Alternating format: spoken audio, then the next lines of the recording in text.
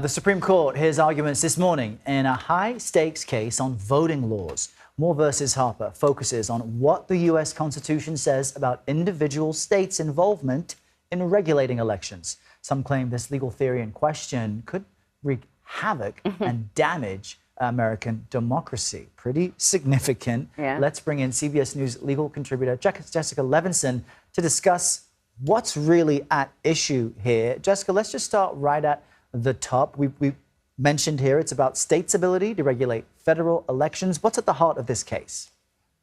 Great question. And this is really a big case. I remember that I think Anne-Marie and I got to talk live on the air when the Supreme Court said, yes, we will hear this case next term back in June. Today is the day. And what the court is going to consider fundamentally is who has the decision, who has the power to make decisions when it comes to federal elections? Is it just state lawmakers, or can state judges act as a safety valve on those decisions to protect our right to vote? That might sound kind of amorphous to people, but it's actually hugely important. It really says, can state lawmakers run over our right to vote? Can they make decisions that, in fact, even violate their own state constitutions with no oversight from state court judges?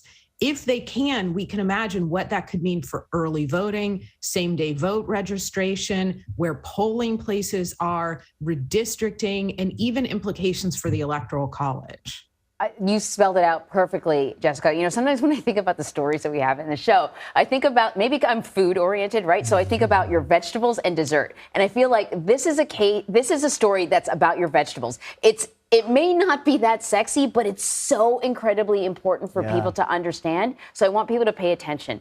Jessica, can you explain the independent state legislature theory and why Republicans are using it as part of their argument? My life is explaining vegetables. So here we go. Basically, the independent state legislature theory is this idea that there are two provisions in the Constitution, the time, place, and manner provision and the Electoral College provision, and they both use the words state legislatures. We have always understood that that actually doesn't mean just state lawmakers. It also means governors, secretaries of state, and state court judges who can check the power of state lawmakers. But the theory says if the words in those two constitutional provisions just say state legislature, then that just means state lawmakers, period. And that's how you could allow, for instance, state lawmakers to draw district lines that reduce your right to vote, eliminate early voting, again, make it much more difficult to register to vote. It maybe even eliminate independent redistricting commissions. All of these are decisions that state lawmakers make with respect to the time, place, and manner of federal elections. That's the constitutional language there. If state judges can't step in, the only group that could step in and protect our right to vote are federal judges. But they can only do so when there's a federal issue that arises. That's very, very limited. And frankly, the Supreme Court has made those circumstances even more limited. And let's just recall even this year or last year, when these issues are at play in real time around an election, how long does it take to get an answer or a result, right? Weeks or months. And in the meantime, people's access to the ballot box, access to clear and accurate information has been limited. And so I guess we understand better now why there's this conversation about this being a threat to democracy, because ultimately it allows state legislatures, which can lean Republican or Democratic, but it gives them the final say on how things unfold. And we've already seen how far some state legislatures have gone in, I don't know, being election deniers and denying to certify election results. Or when you see districts that are shaped like jigsaw puzzles and don't make any sense at all. Which both Democrats and Republicans are guilty of. So, and you know, what happens typically in those cases is that a judge can step in and go, no. You got to take a look at this again. Let's look at the population in this area. You need to put together a map that is a fair representation, right? But if things go the other way, then what the state legislature determines is going to be a district, that's going to stay that way. And it could be very biased. So, Jessica, I mean, it is. Go ahead. I see you. I was going to say Anne Marie's example is exactly right. And that's the case that the court is going to, or that's the facts of the case that the court's going to review. There were district lines in North Carolina. North Carolina has voter registration where it's about evenly divided, Democrats, Republicans, and unaffiliated voters.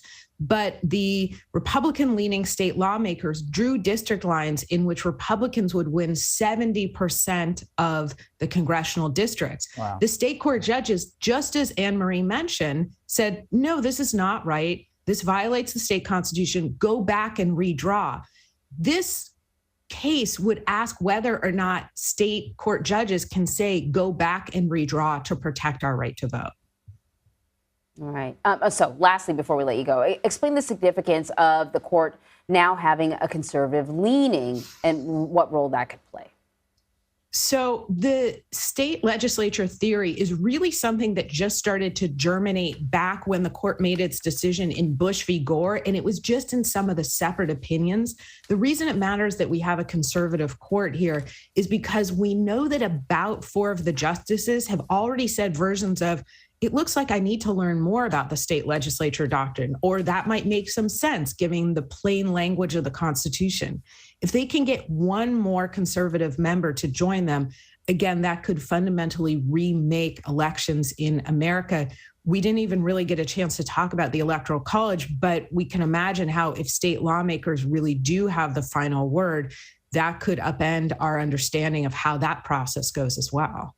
Okay, so I hope we made vegetables more attractive. You both Consider did. it a well-loved vegetable like potato. There you go. Very nice. Jessica Levinson, thank you very much. Thanks, Jessica.